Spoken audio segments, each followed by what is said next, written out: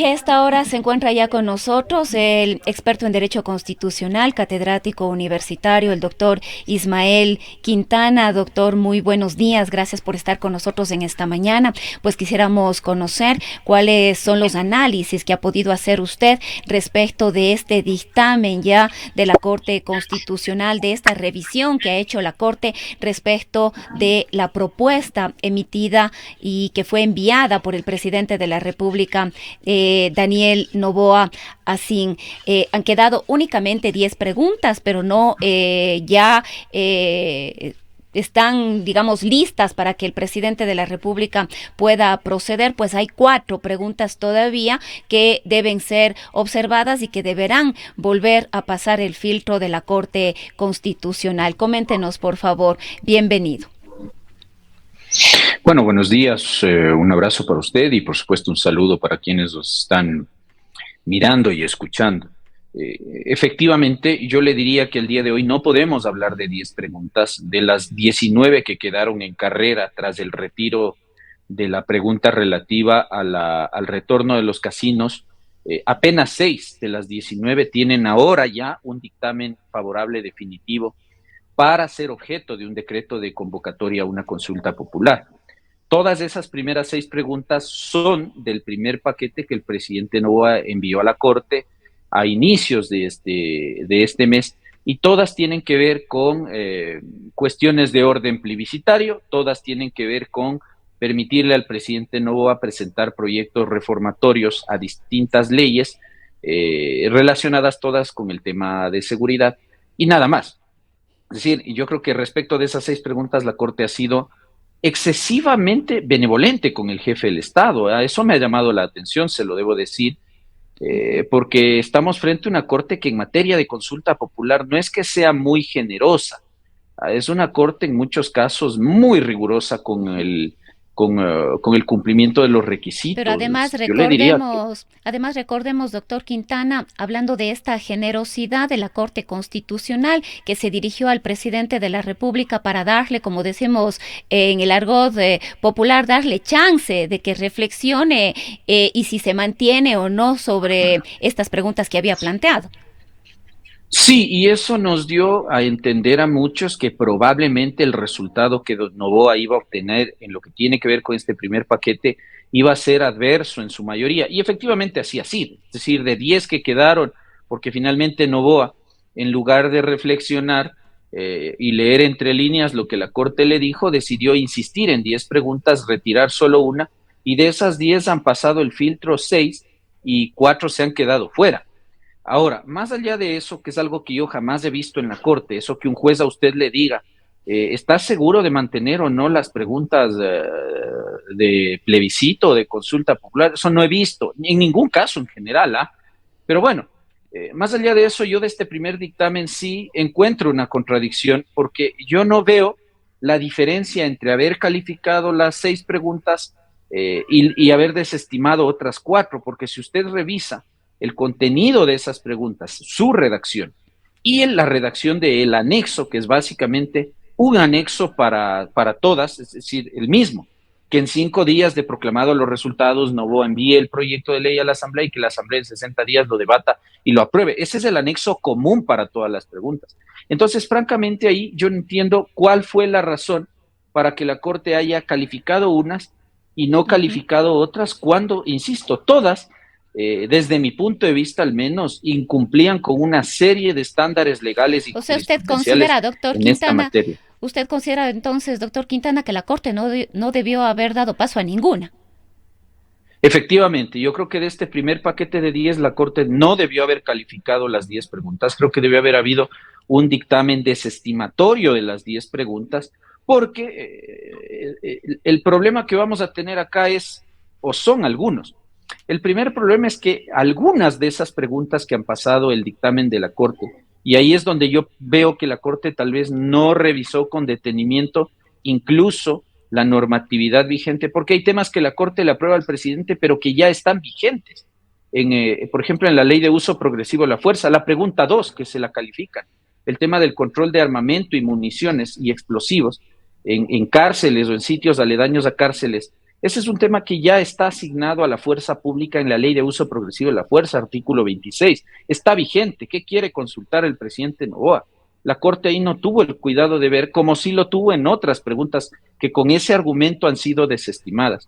O la pregunta 5, por ejemplo, esta de que los condenados por ciertos delitos cumplan íntegramente la pena en la cárcel y no accedan a beneficios penitenciarios. Eso ya está vigente desde las últimas reformas al Código Integral Penal. Incluso yo pensé que esta era una de las que la Corte iba a cuestionar drásticamente, porque es esta misma Corte la que en un fallo de noviembre o diciembre del año anterior decide avalar la constitucionalidad de esa reforma. Si usted revisa el COIP, hay un catálogo de delitos que por su gravedad no permiten a los jueces conceder a los condenados regímenes de prelibertad, libertad condicionada, libertad anticipada, como usted lo quiera ver, régimen abierto, semiabierto. Eso está prohibido ya ahora en función de la gravedad de ciertos delitos. Entonces, ¿qué quiere preguntar el presidente Noboa? La tipificación del delito de tenencia y porte de armas. Eso ya está también tipificado en nuestra legislación penal, entre otras cosas, ¿no es cierto? Entonces, esa es la primera cosa que yo discuto el dictamen de la Corte, porque hay temas que ya están vigentes y que por lo tanto van a ser muy poco utilitarias las preguntas en el evento que reciban respuesta favorable de la ciudadanía. Y por eso la gente debe saber, si usted vota sí, de aquí en 2 o 3 meses, por esas 6 preguntas, si finalmente Noboa decide mantenerlas en el decreto de convocatoria, no va a cambiar nada. No va a cambiar nada porque esos son temas que ya están en su mayoría vigentes. Primera cosa. Segunda consideración, que la Corte debió haber tenido. Lo tienen algunos votos salvados y concurrentes, Daniela Salazar y otros, sí discuten esto. Es necesario ir a una consulta popular para consultarle a la gente un tema que no necesita pasar por un plebiscito, porque la pregunta es, ¿el presidente requiere autorización ciudadana para ejercer una de sus principales potestades constitucionales, que es presentar proyectos de ley, además sin restricción de materia según la Constitución? La respuesta es no. Y Daniela Salazar, por ejemplo, en su voto concurrente, discute eso y dice, bueno, no hay razón para calificar preguntas y efectivamente, que pueden pasar por el proceso de formación de la ley. Y efectivamente, doctor Quintana, ese ha sido uno de los temas de discusión. O sea, ¿por qué vamos a una consulta popular con un gasto que va a implicar para el Estado de $60 millones cuando el presidente podía enviar estos proyectos de ley y tramitarlos directamente con la Asamblea Nacional? Sí, efectivamente, esa es una de los cuestionamientos que se le han hecho a este primer paquete de preguntas. Yo por eso, cuando la doctora Núquez tuvo este insólito acto de benevolencia, de complacencia con el presidente, yo esperaba que el presidente tenga, sí, que el presidente piense en esta cuestión, que el presidente él también entienda lo que su ministro de Economía ha dicho. Aquí no hay plata, y peor plata para estar votando en consultas populares, que al menos respecto de estas 6 preguntas es una consulta popular bastante inútil. Yo no puedo justificar la procedencia de esta consulta popular si no es por el afán del presidente de medir su popularidad con la gente. Pero si eso es lo que quiere, bueno, espere al siguiente proceso electoral y veamos cómo le va. Pero, insisto, estas 6 preguntas no van a cambiar en nada.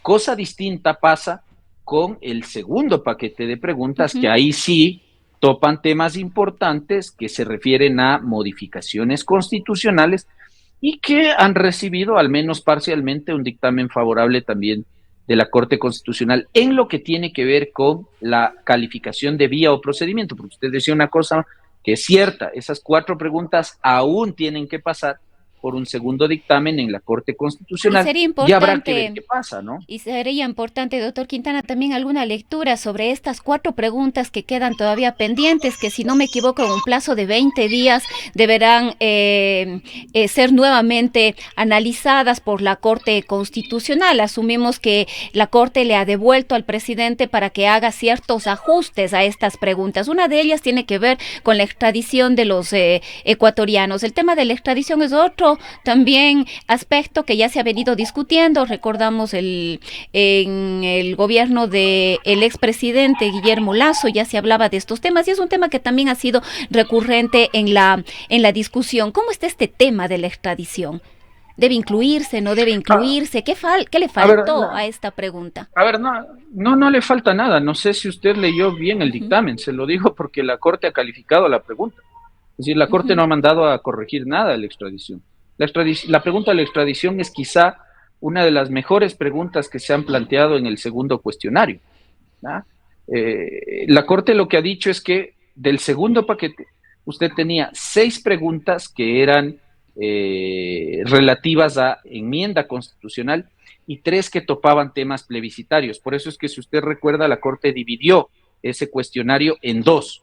Las últimas 3 preguntas le correspondieron a la jueza Carmen Corral y las 3 preguntas lamentablemente no han sido calificadas, la de minería ilegal, la de justicia militar y policial especializada para delitos de función y dentro de la función judicial, Las y la judicaturas pregunta relativa especializadas. a la, pero en materia penal policial y penal Uh-huh. militar, y la que tiene que ver con la posibilidad del presidente de indultar, si usted quiere, a modo preventivo, a policías y militares que son vinculados a procesos penales por delitos de función. Esas 3 preguntas la Corte no las ha calificado porque ha entendido que incluso, si usted revisa el dictamen de Carmen Corral, ella se queda solamente en el análisis de los considerandos y dice, vea, en estos casos la información es muy descriptiva, muy genérica, muy vaga, hay datos que no son certeros, hay poca información, es decir, no se cumple con la carga de lealtad al elector y no se garantiza la libertad del elector. Entonces, ni siquiera entran a analizar esas preguntas, las desestiman solamente analizando los considerandos. Luego quedaron 6.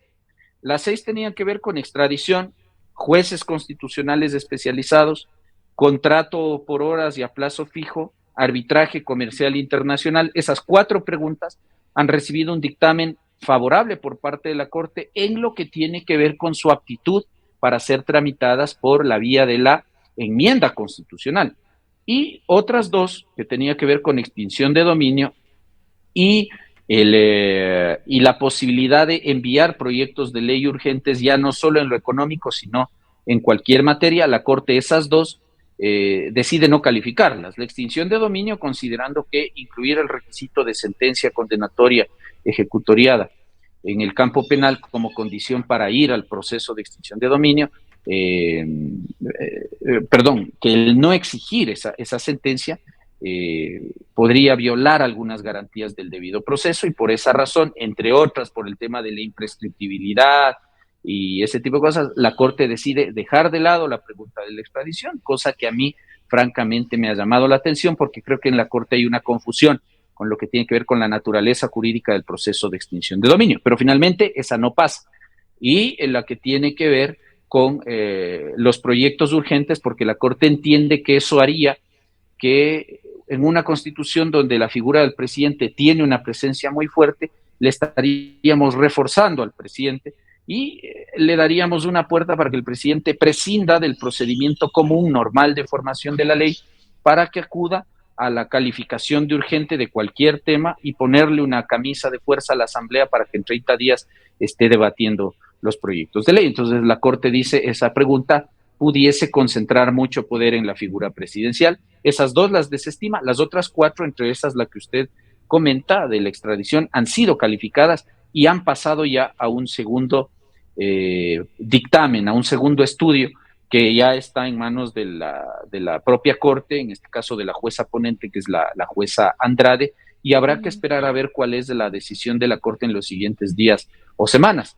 ¿Será que las 4 preguntas reciben dictamen favorable, que es lo que yo esperaría, o pudiese ser que algunas o varias de esas se queden finalmente fuera de la consulta popular?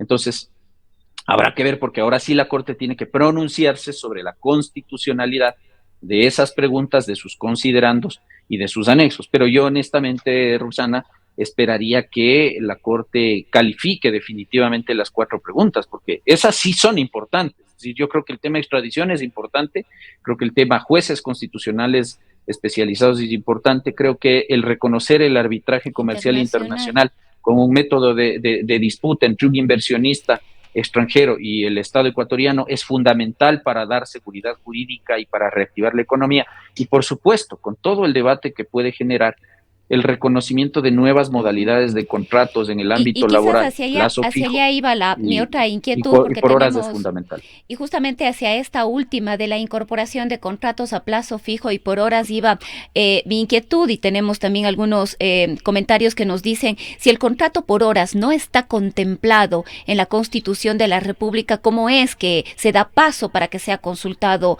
a los ecuatorianos y a las ecuatorianas vía consulta popular? Efectivamente, hay una discrepancia ahí con la Constitución. No va a haber ninguna discrepancia porque la pregunta justamente plantea modificar la Constitución, enmendar el artículo 327, que es el que hoy, al día de hoy, efectivamente prohíbe contratación por horas.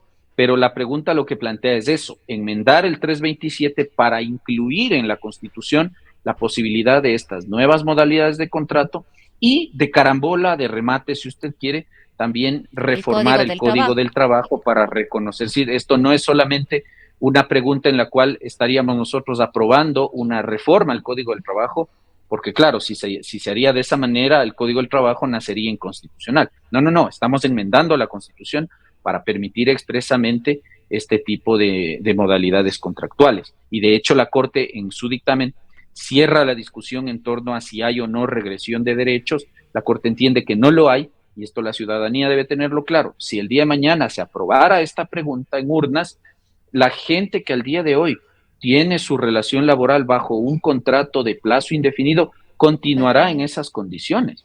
Es decir, no es que el contrato por horas o el contrato a plazo fijo vienen a reemplazar o vienen a eliminar las otras modalidades contractuales, principalmente la de plazo indefinido. Es que vienen a agregarse a esas que ya existen nuevas modalidades de vinculación laboral para personas que no tienen la fortuna que tienen otras de contar con un trabajo.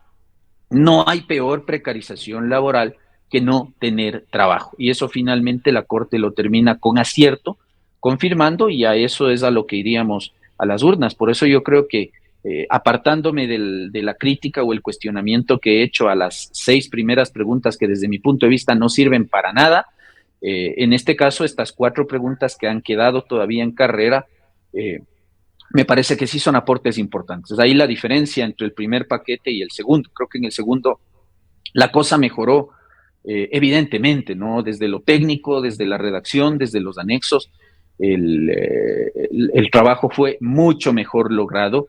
Quizá yo ahí puedo discutir con la Corte la no calificación de la pregunta de extinción de dominio y la pregunta que tiene que ver con el tema de la minería ilegal. Me parece que eran preguntas que tenían que haber sido calificadas.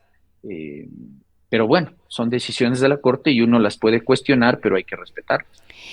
Quizás para ir cerrando este diálogo, doctor Quintana, saliéndonos un poquito de la consulta, aunque de alguna manera tiene relación, ¿cómo ha visto usted el debate dentro de la Asamblea Nacional respecto precisamente de las reformas que están tramitando los asambleístas de la ley de extinción de dominio? Se ha advertido por parte de algunos expertos de que los asambleístas estarían trabajando, digamos, estas reformas respecto de lo que ya se pronunció la Corte Constitucional, precisamente negando la pregunta de Daniel Noboa, es decir, los asambleístas no estarían considerando lo que la Corte Constitucional ya dijo que no se puede hacer.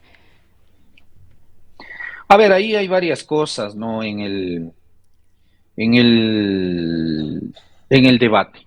¿Por qué la Corte le niega a Daniel Noboa la pregunta que tenía que ver con enmienda constitucional en materia de extradición? Básicamente con 3 consideraciones. La primera, la Corte dice que es muy arbitrario y muy peligroso establecer que usted puede ir a procesos de extinción de dominio por cualquier delito.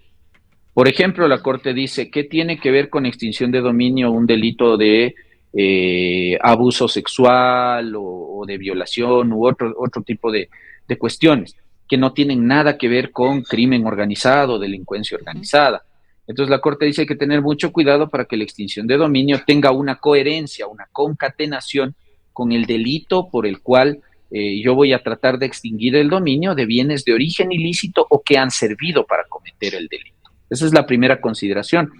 La segunda consideración es el carácter de imprescriptible de la acción de extinción de dominio. La Corte dice que usted no puede mantener a una persona en una situación de incertidumbre para las eternas memorias, es decir, que uno se compra un carro o una casa o lo que sea y uno tenga que estar conservando el resto de la vida toda la documentación que acredite el origen lícito de la adquisición de esos bienes, porque la Corte dice hay que tener certeza y certidumbre de que en algún momento la cosa ahí quedó. Entonces, y la tercera, la que ya discutíamos hace un momento, sobre la exigencia de la sentencia condenatoria ejecutoriada como condición, o más bien dicho, la no exigencia de la sentencia condenatoria como en el campo penal, como condición para avanzar al proceso, entre comillas, autónomo de extinción de dominio. La Corte dice que se debe requerir sentencia para darle un marco de seguridad, porque claro, la Corte dice, ¿qué pasa si extingo el dominio de un bien respecto de una persona que en el proceso penal luego, por ejemplo, es declarada o ratificada en su estado de inocencia? Esas son las tres objeciones que la Corte ha hecho. Podemos discutir, Roxana. Es decir, yo creo que ahí la Corte tiene algunas confusiones, fundamentalmente en lo que tiene que ver con la imprescriptibilidad y lo que tiene que ver con la necesidad o no de contar con la sentencia penal ejecutoriada como condición de prejudicialidad para arrancar el proceso de extinción de dominio. Yo creo que eso es incorrecto. Es decir, yo creo que ahí la Corte está equivocada. Pero la decisión está tomada. ¿Qué me preocupa a mí? Que claro, como sabemos al día de hoy, ya se está por debatir, en primer debate al menos, el proyecto de ley que envió el presidente Noboa, también sobre reformas a la ley de extinción de dominio, y la legislatura en el informe para primer debate está incluyendo todo lo que la Corte dijo que no puede incluir una ley de extinción de dominio. Entonces, sí me parece que se está legislando sin abrir la jurisprudencia de la Corte, lo cual es peligroso, porque además el legislador está obligado a legislar conforme los precedentes jurisprudenciales, los precedentes constitucionales, artículo 84 de la Constitución. Entonces, me llama poderosamente la atención e insisto, aunque podamos discrepar con lo que ha dicho la Corte, lo tenemos que observar porque es jurisprudencia vinculante y en ese sentido, si es que la ley se aprueba en esas condiciones, bueno, la Corte declarará la inconstitucionalidad en el momento en que se presente una demanda de inconstitucionalidad por esas razones, o el presidente tendrá la posibilidad de formular objeciones, si es que corresponde. Pero veo con preocupación que la legislatura insiste en crear legislación que no cumple los estándares fijados por la Corte Constitucional. Bien, queremos agradecerle, doctor Quintana, por habernos acompañado la mañana de hoy. Un abrazo, querida Roxana. Buenos días para usted y para la audiencia. Ha sido el abogado Ismael Quintana, catedrático universitario experto en Derecho Constitucional. Son las 8:39.